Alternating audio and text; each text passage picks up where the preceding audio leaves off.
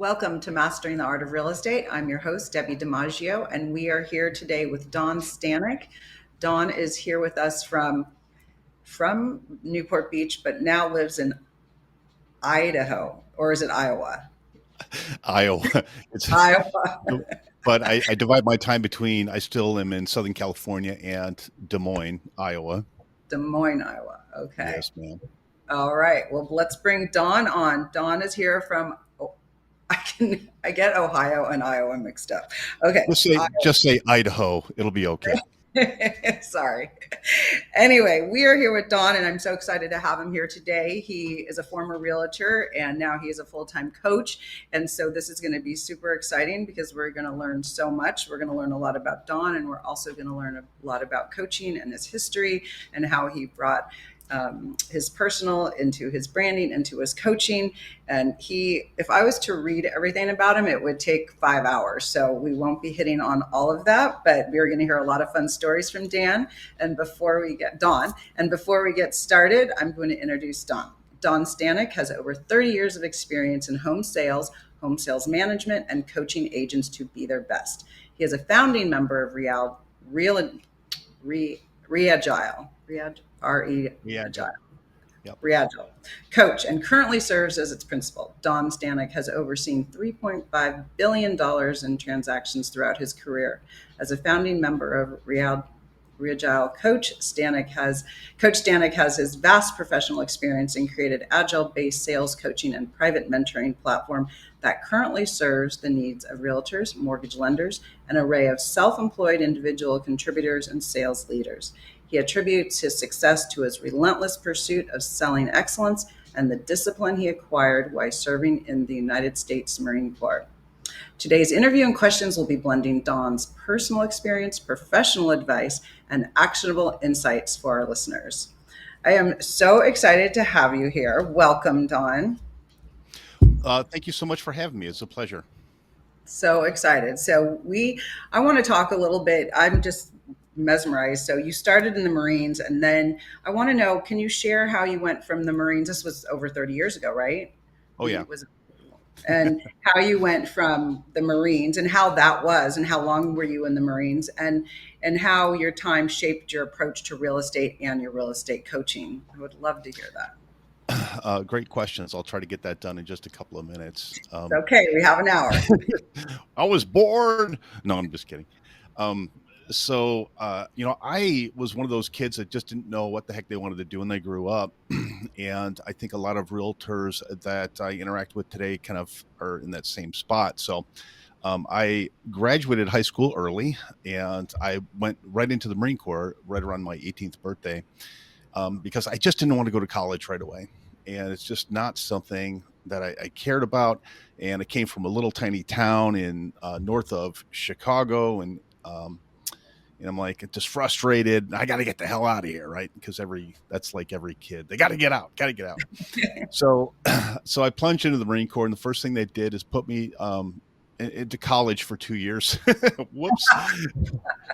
And so I was an aviation electronics technician in the Marine Corps, and I served during the first Gulf War. And I was in for a total of about 6 years. And, I kind of got to a point relatively early in my enlistment where I kind of had this epiphany. It was great to serve my country. I was all in, but I also kind of had this thing where I'm like, holy crap, I joined the Marine Corps. Well, what the heck was I thinking, right?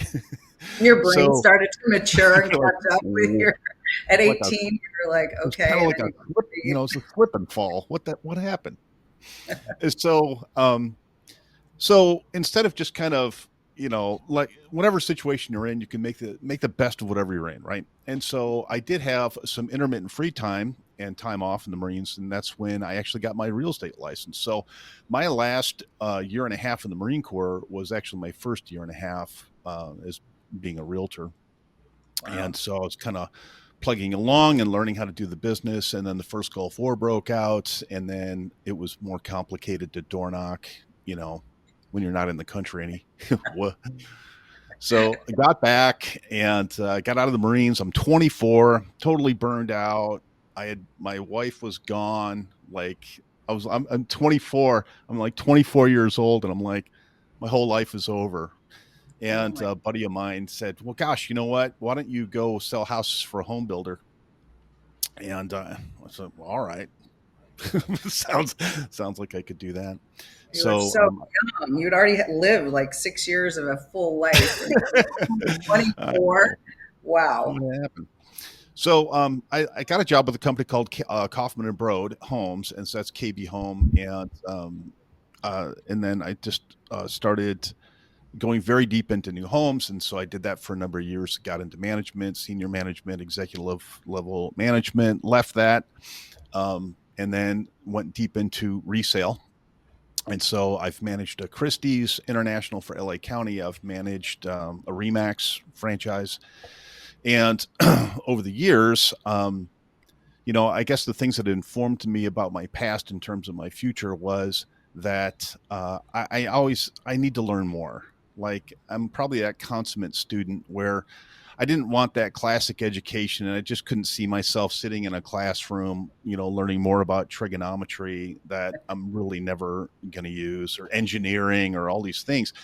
And so, but what I did learn is once you get into the real world, and there, you realize that there is cause and effect, and there's system, and there's process, and there's discipline, and all those things that we're supposed to learn in college or high school or the Marines. They serve us well if you don't forget. Like you just don't forget. And so I've kind of adapted these basic concepts and said, all right, if I woke up today and I didn't know anything, what would I need to learn first? If I let go of some of my preconceived ideas of how things are supposed to be, and I just measured what was actually happening, how would that inform my behavior? And Okay. so I kind of took those next steps. I dabbled in software development over the years, as well as still being um, in the business, paying my bills exclusively through real estate transaction and management. But I also evolved to that point where there has to be a better system and a process and a method for coaching agents, for recruiting agents, for crafting out leaders. Like it's so difficult for me to find people in our in our industry that I really look up to and think, man, that person's they're innovative and they're interesting and they're talking to me like directly. And I appreciate that you're walking across the hot let's go walk across hot coals, for God's sakes. Like, all right, so but how's that going to help me run a better business? Like, so many of the things that happen in our industry and some of the other coaches, and I just think there's a huge disconnect between the things they say and the things that actually have to happen to help people become successful. And so So Reagile was born. So tell me, yeah. So let's skip right over to that. So, if you will, can you name? I never did. I have never participated in a coaching program before. Yeah. Been in this business over 30 years and have never done that. And so I know there's a ton of coaches out there. Can you name three? We have an audience who might be interested in, getting a coach, Yeah. hiring you as a coach. Can you name just three coaching systems out there or coaches out there, and Sure. then tell us a little bit about what they do, and then tell us what you do, so we can make, because it sounds like you're kind of like me. Well, realtor over 30 years, and also coach, but I coach on systems and accountability and follow through, which it kind of sounds like possibly that's like you. I'm not the other style of a coach Yeah. about. Anyway, so why don't you tell us the differences, name three, and then compare and Yeah, contrast and so there's the big ones out there, and I'll just be honest. I hope I don't offend anyone because that's never my intention. But I've been in the business for over 33 years, and I just have difficulty finding mentors that I can just believe in. And yeah. so, you got the Tom Ferries and the Mike Ferry and the Tom Ferries of the world, and they in my mind they aren't really coaches. What they are is they're aggregators of other people's information. And so people will tell me, well, I'm in Tom Ferry coaching and it's $1,200 or a month or whatever it is, and I'll say, well, okay, that's great. So how is Tom? And there's crickets because they don't talk to Tom Ferry. They're talking to another realtor who went through Tom Ferry training, which isn't even Tom Ferry, by the way. It's outsourced to a company in Texas, just to let you know. Uh, yeah. And so that's fine. He's got an organization, and some people will buy into that program, and some people will become very successful there. And I'm not taking away from that. I'm just not. I personally feel it's too expensive, and I also feel like it's his dad, even worse, Mike. You know, I remember sitting in a large conference room in Anaheim, California, in the late or early 1990s, late 1980s. And Mike Ferry, like there's 600 people in this room, and he's basically threatening people: get out your credit card. If you had a commitment, you'd get out your credit card. And Uh, I'm sitting there, and I was still in the Marine Corps, and I'm like, wow, this guy's, I thought this guy's horrible, right? yeah, And that's you're not going to measure your commitment by your credit card. You're just not going to do that. And so I found that stuff is real, just too prescriptive, prescriptive, right? It's mhm. not tailored enough. Then there's other big, like Southwestern Coaching is out there, and they're a company that has really been on the planet since the 1800s. They used to sell Bibles, believe it or not, in the 1800s, and then they created Great American Opportunities, and that was how to teach kids how to do door-to-door sales for fundraisers. And then they kind of took this kind of highly prescriptive regimented thing and made Southwestern Coaching for realtors, and again, very expensive, very very prescriptive. And so how my method differs is really simply this: I follow a pattern of that the same people use for project management in software development. And so, just to digress a little bit, there's two basic types of project management on the planet, and there's waterfall, like waterfall method, and that's how you get man on the moon, right? Everything's got to be figured out before you launch.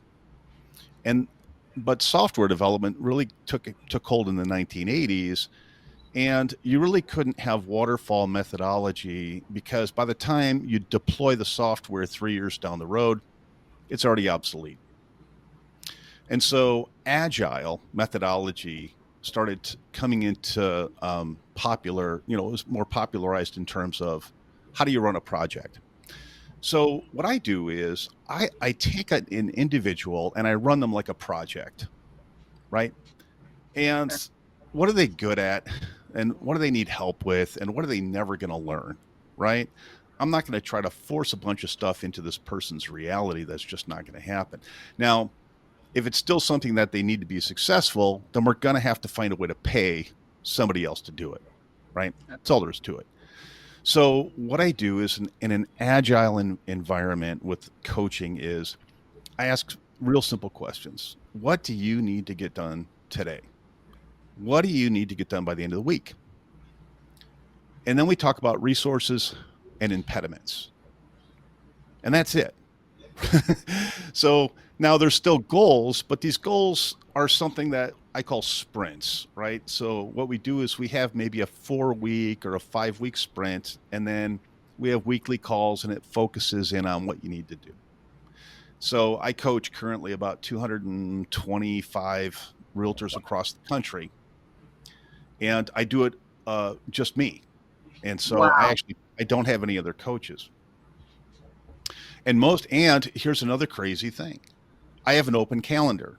So anybody who wants to talk to me can go book 15 minutes anytime they want, including anybody within the sound of my voice right now. Or once this is resyndicated, for gosh sakes, just still grab 15 minutes on my calendar, right? Wow. I That's love this. it. Well, why is that? Because the vast majority of realtors need help, but the vast majority of realtors are not going to seek it out at that time, right?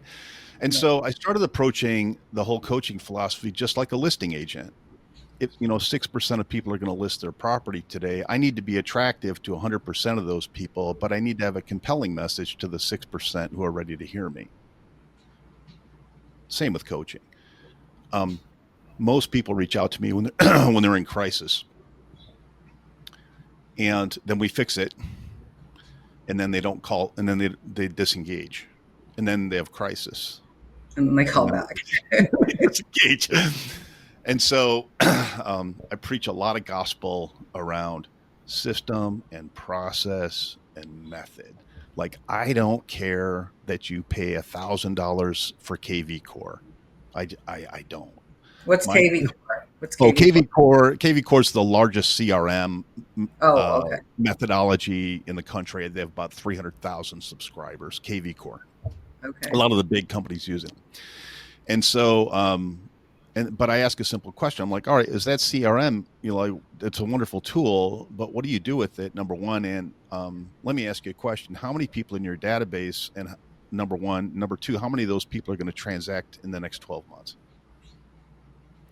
And then there's crickets because they're engaging in a technology, a system, and they don't really have a method. They have no methodology behind that system in order to do one simple thing: advance the relationship. Mm. That's it.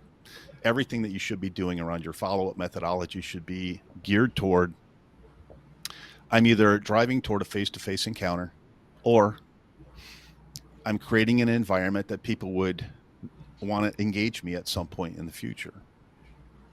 Instead um, of just set it and let it do its automatic and I forget don't it. think there's anything more offensive than Right. a lot of this automated stuff. And here's what's crazy. I do have some technology chops. Like, I'm proficient. I understand AI well, and I execute on all these different things. But here's the bottom line: are you advancing the relationship? Right. So my example is simple. You have husband, a wife, boyfriend, girlfriend. If you put that person on a drip campaign and had no other communication with them, how long is that relationship going to last? And the answer is, it's not going to last at all. Now, I don't need you to go that deep with your professional relationships, but I do need you to take responsibility for them.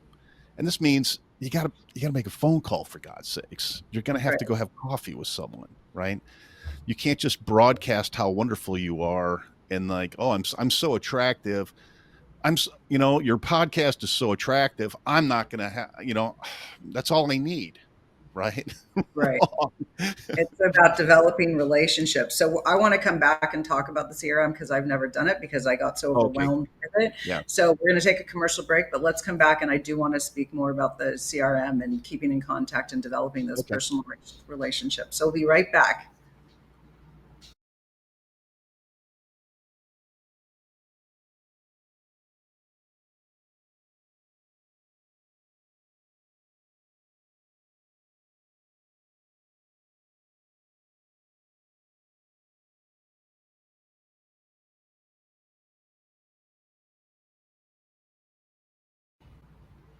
Welcome back to Mastering the Art of Real Estate. I'm Debbi DiMaggio, your host, and we're here with Don Stanek, and we are talking about his coaching business.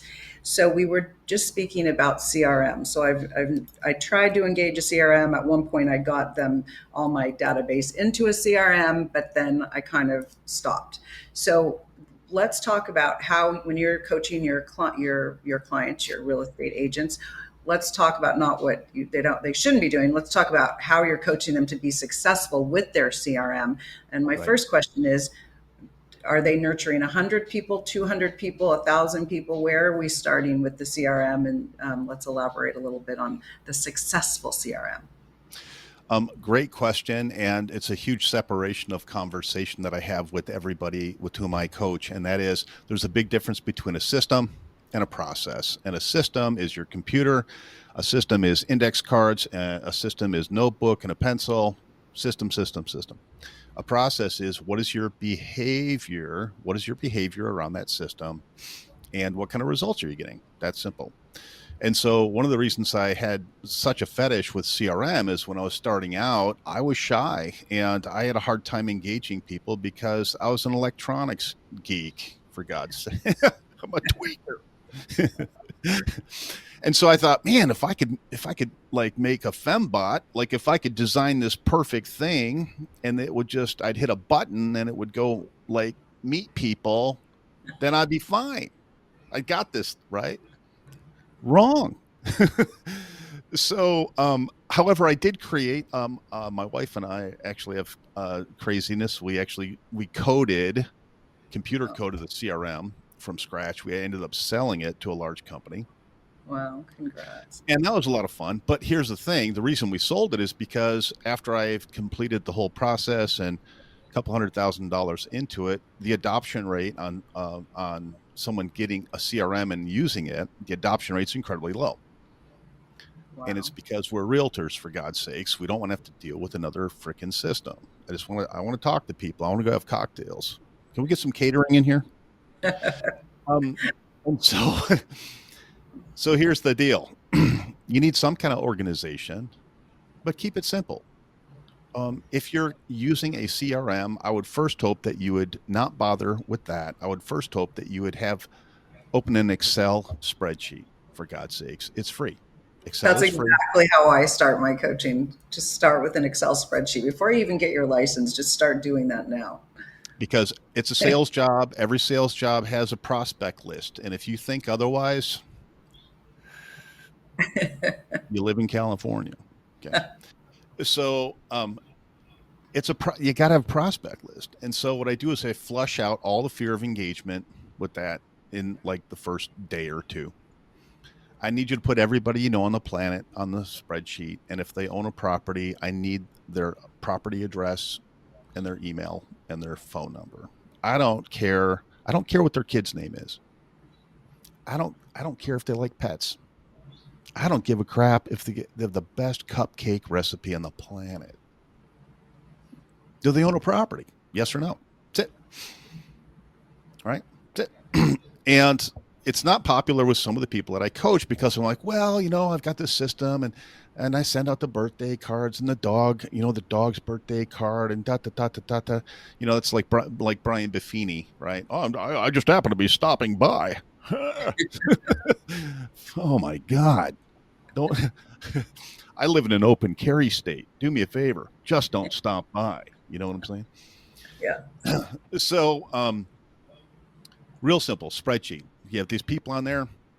And then here's why I love Excel. It's because it's a universal donor. I don't care what system you might graduate into out of Excel.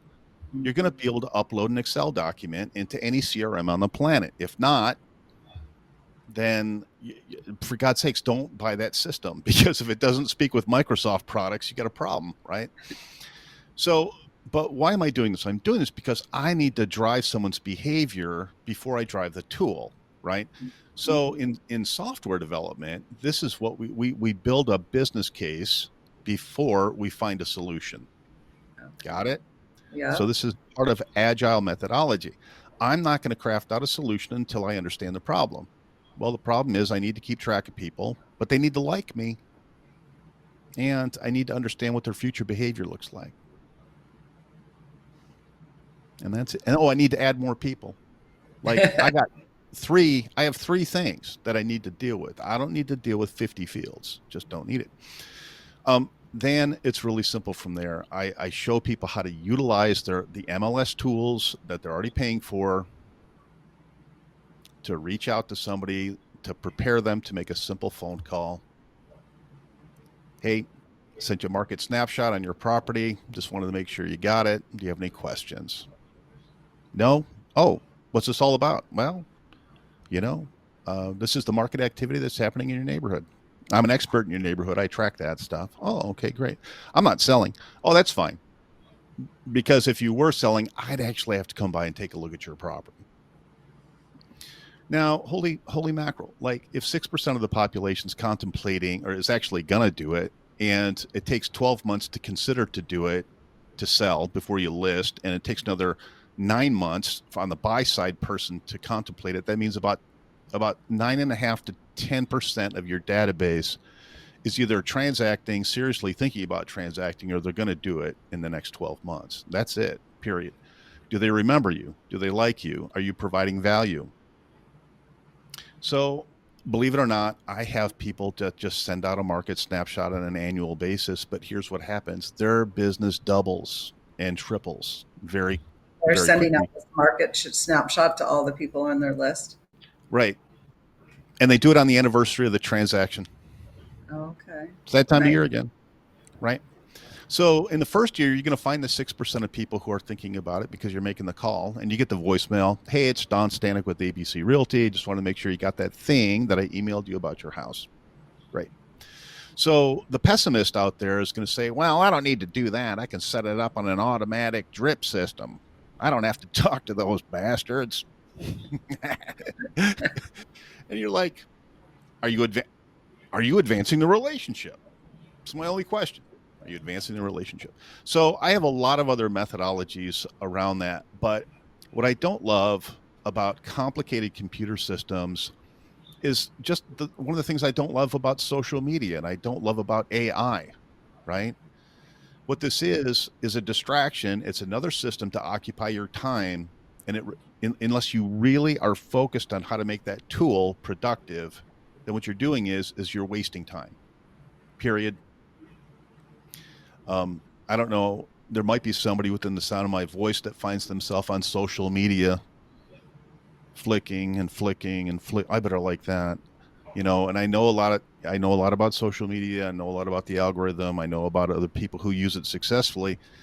But at the end of the day, for God's sakes, if you do that for 2 hours a day, I bet I could give you another activity for 2 hours a day that's going to be infinitely more efficient and productive.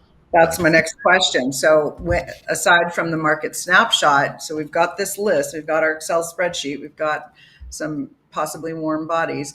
What Yep. are other things, other activities we could do now with this CRM? And what is the agent?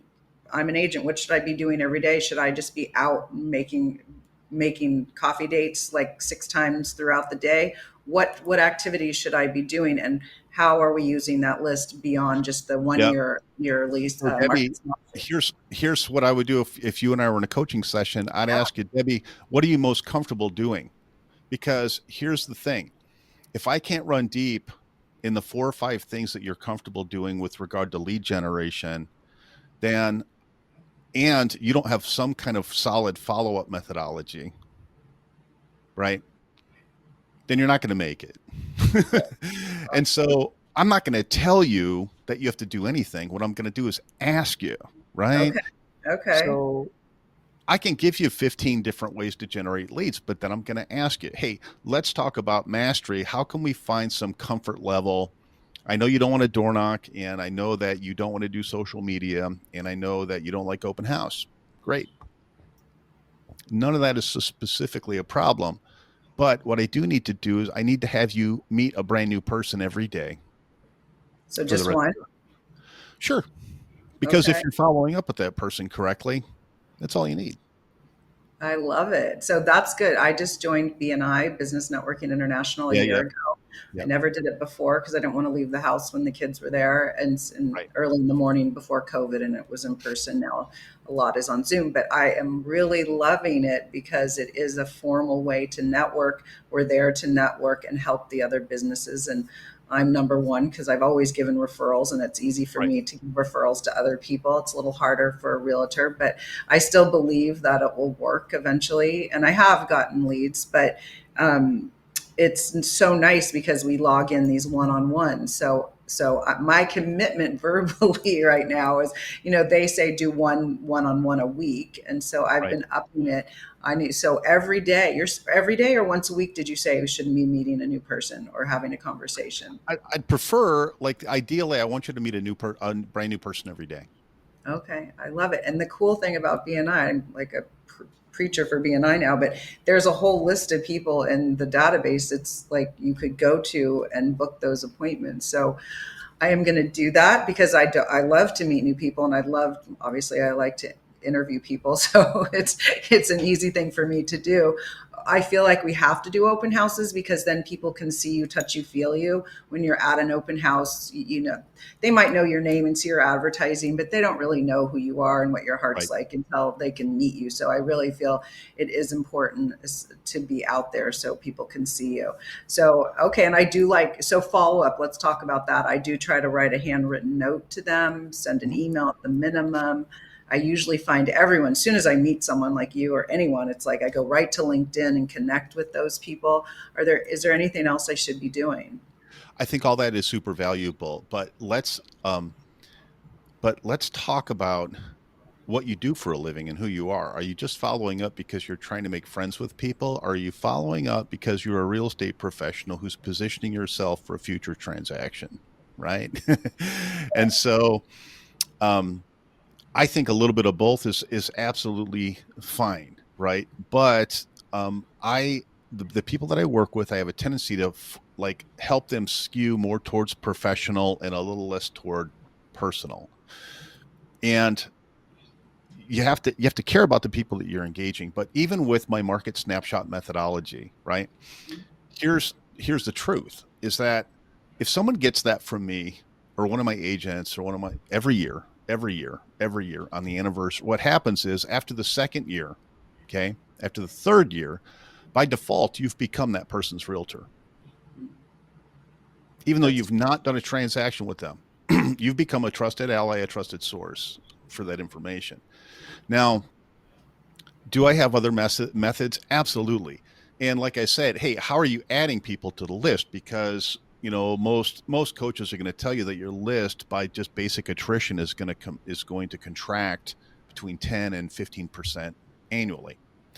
mhm. So when you say, well, how many people is enough? Well, 300 and 500. I think you can run deep in my methods to 500 people, right? At about 350, you're going to need to grow your team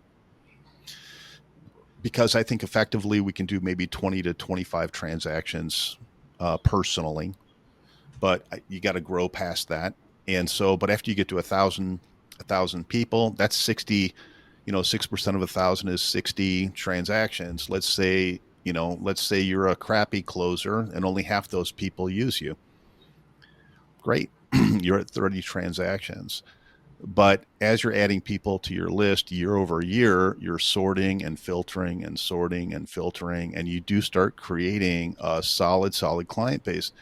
Like any business, this just doesn't happen overnight. I think you have to be very intentional. And I think once you get to year 5 in this very simple thing that I do every day, um, you could have as many as, I don't know, 1,500 to 2,500, 3,000, 5,000. I have a database with, gosh, 50 or 60,000 realtors in it.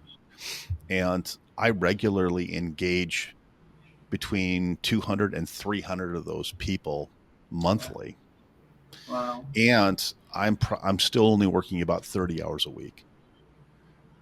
And so just like people who are listing their house, they don't need to hear from you constantly. They need to hear from you when they're ready. Now, you don't have to be psychic to figure that out.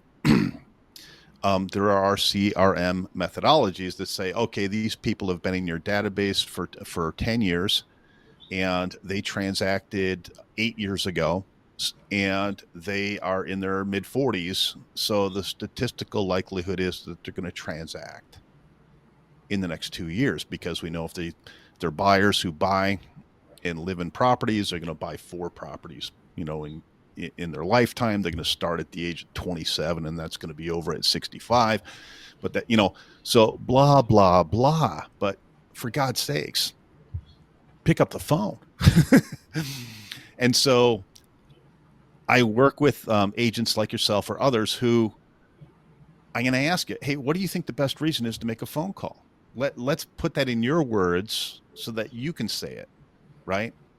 Right. And so it's so comfortable that you'll do it because I know that the only thing that's going to make sense is we have to rinse and repeat, rinse and repeat, rinse and repeat. We have to do things that are really boring. I think the most powerful parts of being a realtor are also it's not when you're cashing the check, for God's sakes. It's that long, winding road to the appointment. You're like, oh, no one told me it was going to be like this. So let's talk about, I'm going to start making my calls. I'm going to meet these Yeah, people. Let's say I'm doing a one-on-one with a BNI person. So I always come from it as, to a fault. How can I help them? I sure. really like to refer people. So I don't talk myself up enough because I'm trying to add value to them. So Mhm. how could I be a little more equal and, make it more beneficial to me as well? Okay. I'm so glad you asked me that because I'm going to teach you something about agile project Great. management that is going to it's going to change your world. Yay. In fact, I guarantee it. So in the 90s, I think I might be a couple of years older than you are, but in the 90s, there was this whole trend where like we're going to take all the office furniture out of the conference room and we're going to have a stand-up meeting in the in the hallway. Get rid of the desks, everybody. Get rid of the chairs, right? And that concept came out of an agile ceremony that we call a DSU, a daily stand-up. DSU, daily stand-up. Okay. Now, the idea was taken and bastardized, and then you had all these comedy routines around it. But let's talk about what a DSU ceremony is. When I am in a session with someone, and my sessions last 10 or 15 minutes, no more, I ask them a simple question: what are you doing today, right? That's driving value toward your goal. Number two, um, what do you got to get done by the end of the week?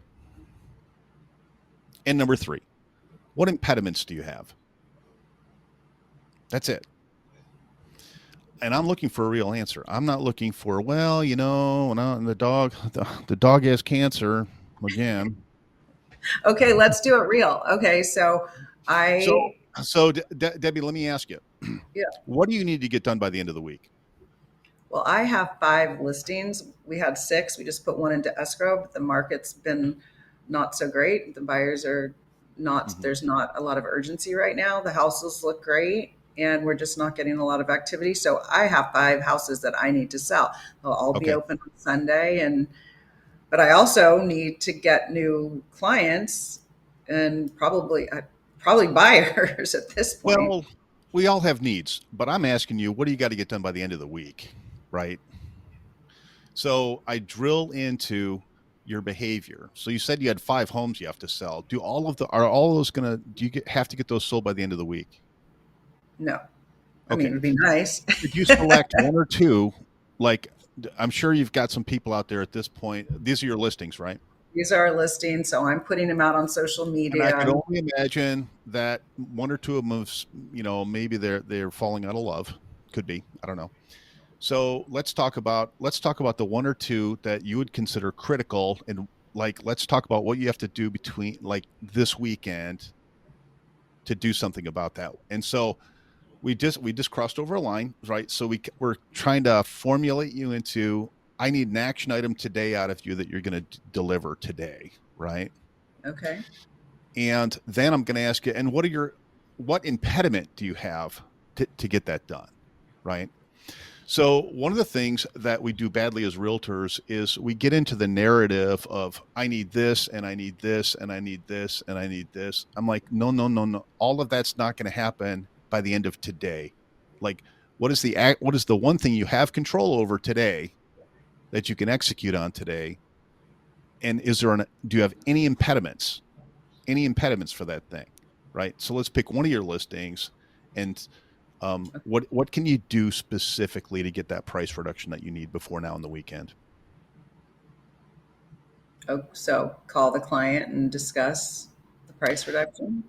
And is that going to be effective? They might say, let's wait till after the weekend. Mhm. So you've already formulated so what you need to do before you make that call is do some research and formulate an argument. Can you get that done between now and 3 o'clock? Okay. Yes. Go on the MLS, pull some comps. Great. My call is over. That's my 10-minute call. Okay. Because here's what happens. You can't contemplate getting everything done that you have to get done over the course of your next 5 years, right? What you have to Right. do is you have to maximize today. You have to maximize the moment that you're in. And how do we do this? We prioritize our projects, right? So when I Okay. list a property, it's a project, and I have stakeholders, and I have resources, and I've got a timeline, right? All of these are part of project management. If uh, my stakeholders have changed their mind about their preferred outcome, for God's sakes, I'm not in that project any longer. Period. which is why I ask a ton of questions during my listing presentation about, what's your core motivation for doing this? When you do this, will it satisfy, your end goal, right? What's the end goal? Well, the end goal is we want a lot of money. All right. Well, what's the end goal with that money? Because I think it's a horrible idea to sell real estate. Real estate is probably one of the best investments on the planet. So if you can maintain it, you should keep it forever. I think selling's a horrible idea. Well, we need the money. You're like, oh, great. Well, we want to get a replacement property, want to pay off our student loan. Little Judy needs gender reassignment surgery. We have to have so many expenses. At which point you're like, man, I don't think you're going to have enough. Can we pare that down? What's out of that list? What's most important, right? And so, just like you prioritize your clients, I'm prioritize agent, right? Pare it down to the art of the achievable for today, right? Okay. And I'm not highly prescriptive because I ask. Most agents know exactly what to do most of the time. They just need a little backstop. They just need someone else to say, I think that's a great idea. I think you should do that first. And Price then the it. last thing that I do is I say, so do me a favor. And I'm taking notes while we're having this conversation, by the way. Right. And as soon as I hang up, you get a session update from me. We talked about the listing, we talked about your listing, and we talked about negotiating price reduction. And here are the action items around that. Do some additional research, formulate a discussion around, here's, formulate a logical discussion around that. Well, what would that be? You already know what it is. Well, we're going into the fourth quarter. All the overpriced listings are either expiring or getting withdrawn. And a lot of people aren't looking for that 7-bedroom house any longer, or because guess what? School started, right? And there's fewer buyers in the market. In order for you to be really attractive for the latecomers, you're going to have a compelling argument around price. If not, you're going to be in this home for another 6 to 8 months. Is that acceptable to you? Right. Is that a logical discussion? And they'll say, yeah, as a matter of fact, that's we're going to stay. Well, you know, I don't want to be Captain Obvious, but Debbie, have you ever forced anyone to sell a house? Never. No. No. Well, Because you these people, just can't. for example, these people don't live in the house and they'd like to unload the property. So they do have some motivation, I would think. I mean, Well, that's true, but they have some motivation, but you're not totally clear on what it is. So here's one of my questions I always ask. So when it comes to selling the property, do you have plans for the proceeds of the sale of the house? And they'll say, well, I just don't let that off, right? I'm mhm. like, all right, so if you were to raise another 1.5 million, what are your plans? What are your plans with that? Because just stacking up more money in a bank account, I mean, it's fun. Let's be honest, it's a lot of fun, but money is only there to empower your choices. So, what are if you had that 1.5 million, why? Well, I don't know. Jim doesn't really want to sell. I'm like, ding, ding, ding, ding, ding, ding, ding. Dump. Right. Well, that 1.5 million, you could divorce Jim. That's right. Okay, we've got to go to commercial break real quick, and we'll be right back with Don from Iowa, Coach John.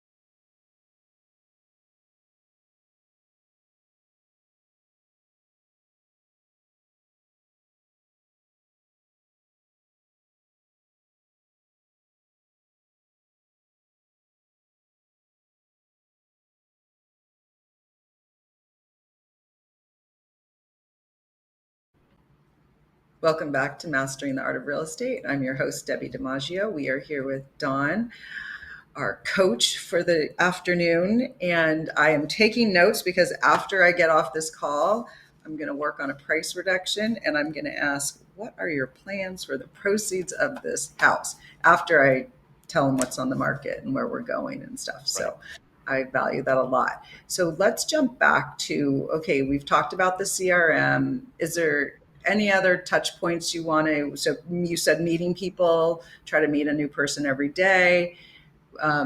So what, let's go back to when you're having that one-on-one with another professional, a 20-minute call. What should I make sure I'm including in that, other than how can I help you? Because that's my nature. How can I help you? Yeah, the daily stand-up ceremony. So I'm sorry, we got it way off on a rabbit trail. But here's the question you need to ask.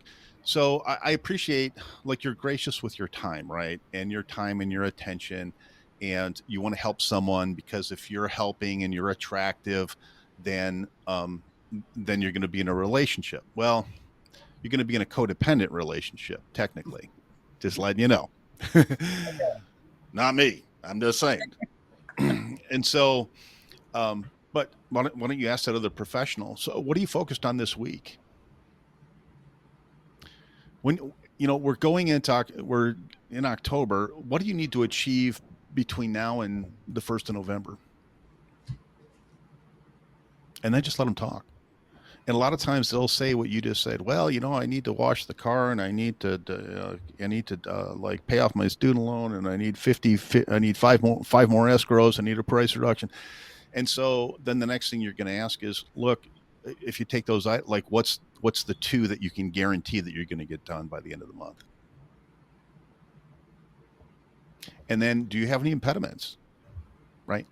So instead of me saying I'm your accountability partner and I'm going to hound your ass to get that done, what I'm doing is I'm making you settle down. What do you really need to get done? Right. I think we live in a crazy time in society when we are oversaturated with media. We're oversaturated with, like, all this baloney. Like, do you really need to do that? Do you really need to do that? Right? What do you really need to do?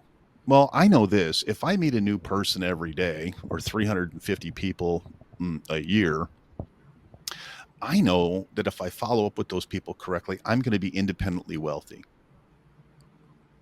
Is there anything more important than that? Well, Right. then you get into the operations of, well, okay, I got 5 listings.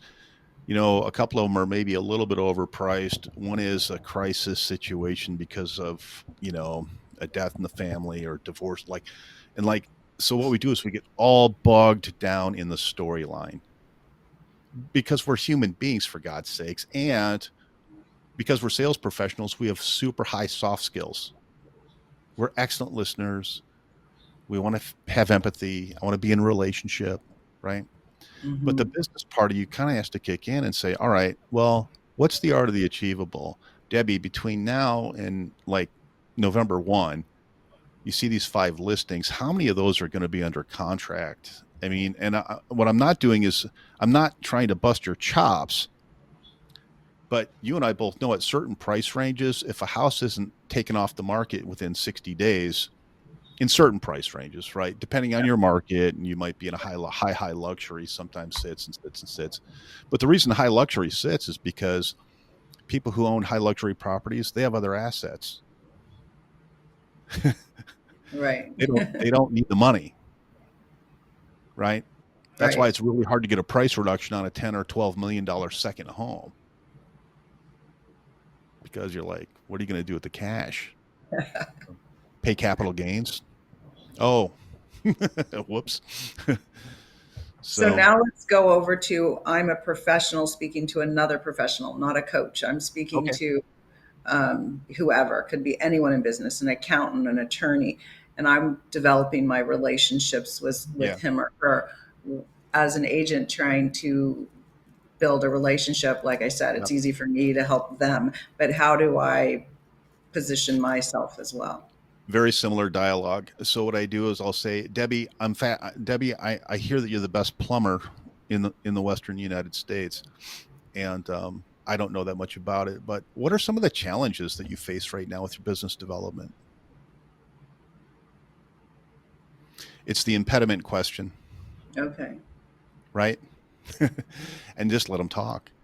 Just let them talk, because they're going to say, well, the cost of materials, supply chain management, I don't have any problem with my operations, but I'm a plumber, for God's sakes. I don't know how to, like, they might not use the same vocabulary, but ultimately they're going to say customer acquisition or operations or capital. right? Because it's business, for God's sakes. Right. That's it. There's nothing Right. else. Well, I don't have enough capital. I don't know. Well, have you thought about revisiting your pricing structure? Because here's the thing, everything is coaching. Mm-hmm. Because if you're advancing the relationship and it's not a personal relationship, it's a professional relationship, and you have a skill set that's way, way, way like your marketing ability and your sales acumen are like, that's your superpower, for God's sakes. So I don't care if you're talking to an attorney, if you're talking to a plumber, if you're talking to a small business professional, or if you're talking to someone who's operating a division inside of a large company. What's your big obstacle? Well, my biggest obstacle is I just can't find talent. Like, do we as real estate leaders have the same problem? You're like, Yeah. yeah. Well, how are you Yes. facing that problem? Well, and then you're in a conversation, and conversation and self exposure, um, like that's that lubrication in Mm-hmm. relationship. Like if you just can't, I care about your business, right? Right. How are you addressing those problems? Because I've been able to fix that in my business. And I love the referral thing. Um so it's one of the core ways that I teach people to add um to their database, right? I want you Mm-hmm. to go out, I want you to meet 5 plumbers, and I want you to go to the dry cleaners, and I want you to do this and this and this. And the people that I have that are struggling in social media, I'm like, I want you to create a YouTube channel, and I want you to go interview your dry cleaner. Or I want you to go to that restaurant and go have a meal. And I don't want you to take a picture of your food. I want you to talk to the chef. I want you to talk to the owner, right? Yes. Oh, Yeah. I don't know if I can do that. I'm like, well, let's do this.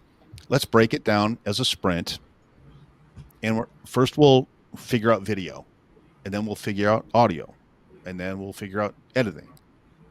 And this process is going to take 3 months, right? But I'm going to coach you every step along the way. And every time we talk, I'm going to give you a 10-minute assignment. What I need you to do is go to Amazon and buy some better lighting. I need you to watch a video on better lighting, right? So with my method, what I do is I literally will type that up, and they get it right after my session, but they'll also get a text from me, or they'll get a phone call from me, or they're going to get another email from me within 3 days saying, hey, did you do that thing? Right. After you finish, get back on my calendar. I'd love to talk to you about it. Right. And then we engage in like tumbling through time. Did you do that thing? If you didn't, that's totally fine. I'm not your dad. I don't care if you did it or not. If you didn't do it and we've talked about it for 3 weeks, I'm going to ask you another question. Is this really a priority? Is this a non-negotiable? Because if it is, you need to find someone who can do this for you for $25 an hour. Right. Oh, Absolutely. yeah. And then that becomes the new topic, right? Right. Right. No, it's holding people accountable and giving them a task. And but I love that you do these 15-minute, 10 to 15-minute meetings. So they have no excuse to find 10 or 15 minutes. It's if you have an hour and you're like, oh, and then something comes up, then it could be canceled and postponed. So I love Right. that it's short little So, bits. but I also do something that I call sniping. And so everybody has access to my calendar, and the only thing is it's blacked out 24 hours. So when I wake up in the morning, I can see exactly who I'm going to talk to for the day, right?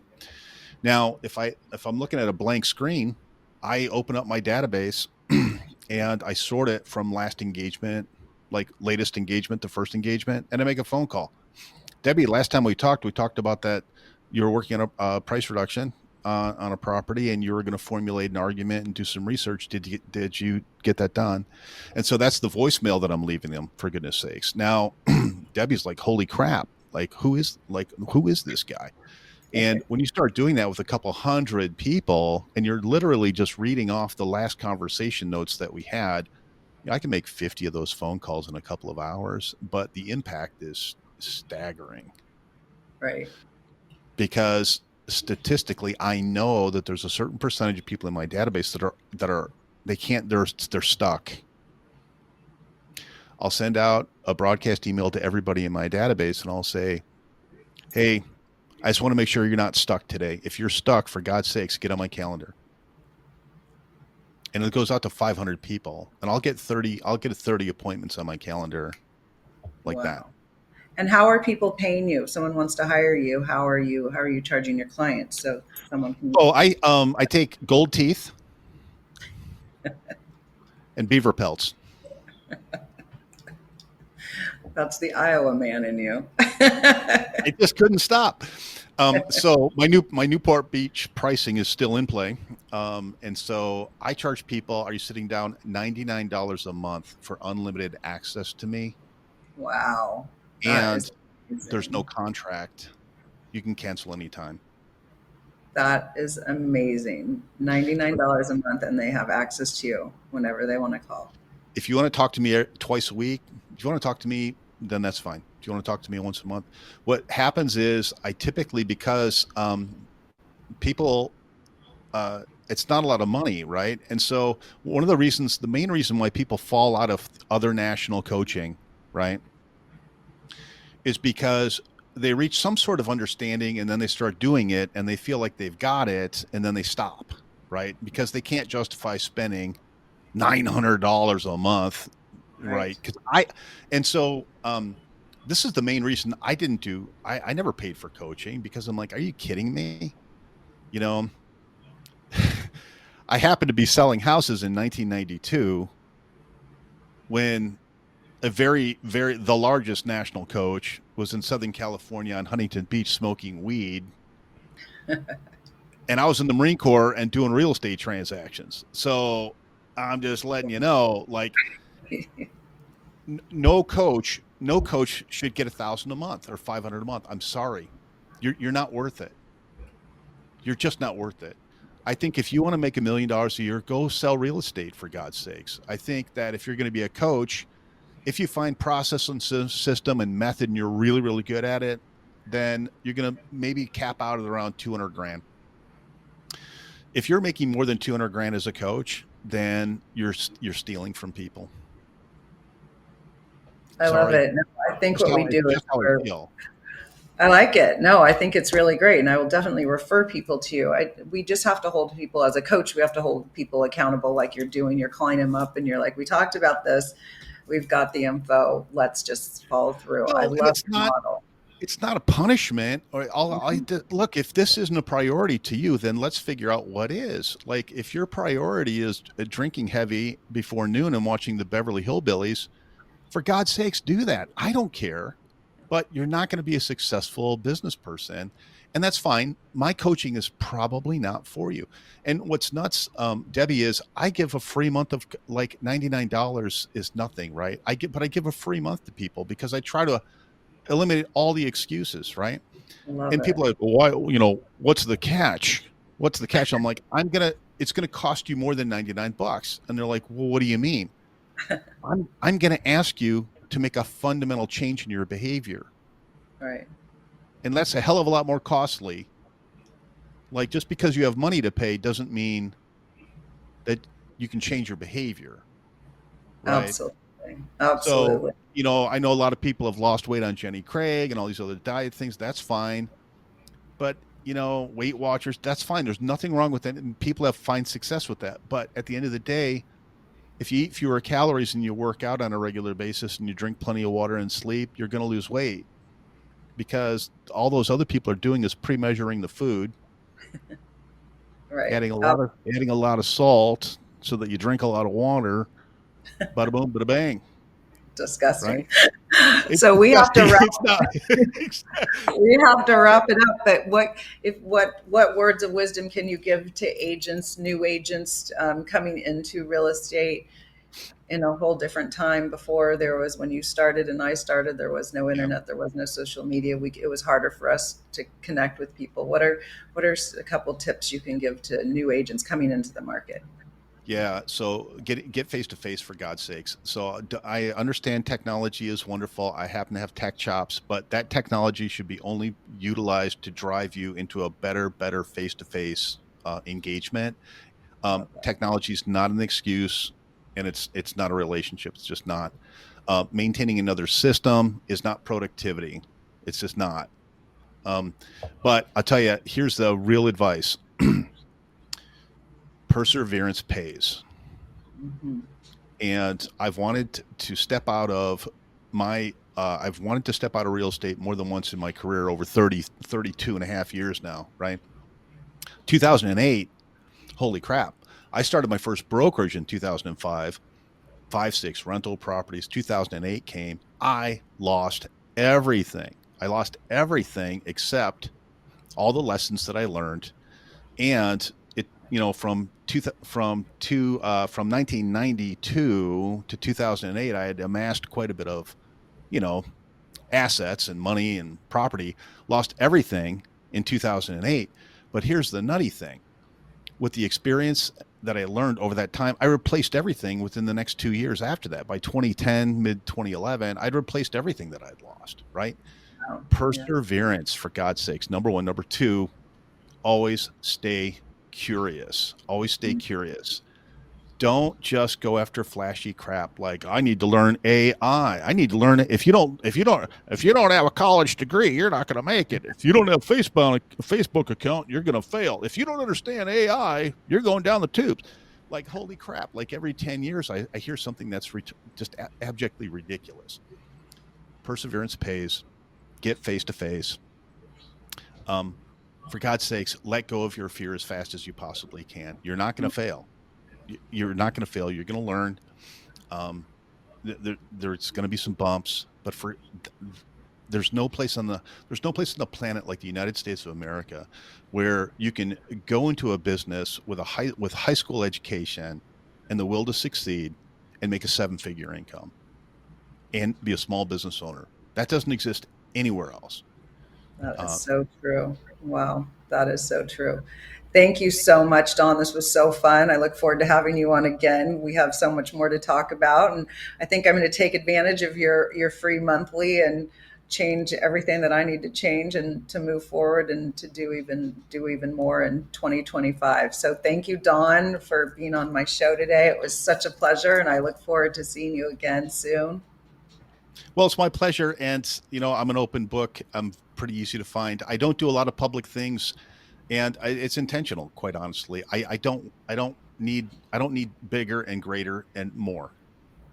What I need to do is continually run deep on the people who need me the most. Love And that. I don't need a stadium. I just need that next person sitting in front of me. Love And it. You have a thank you for good. having me. Thank you. Thank you so much. Thank you for attending today, Mastering the Art of Real Estate. We look forward to seeing you next Friday. Tune in each week for another episode of Mastering the Art of Real Estate with host Debbi DiMaggio. Here Fridays, noon Eastern on the Bold Brave TV network. Tune in to where real estate matters matter.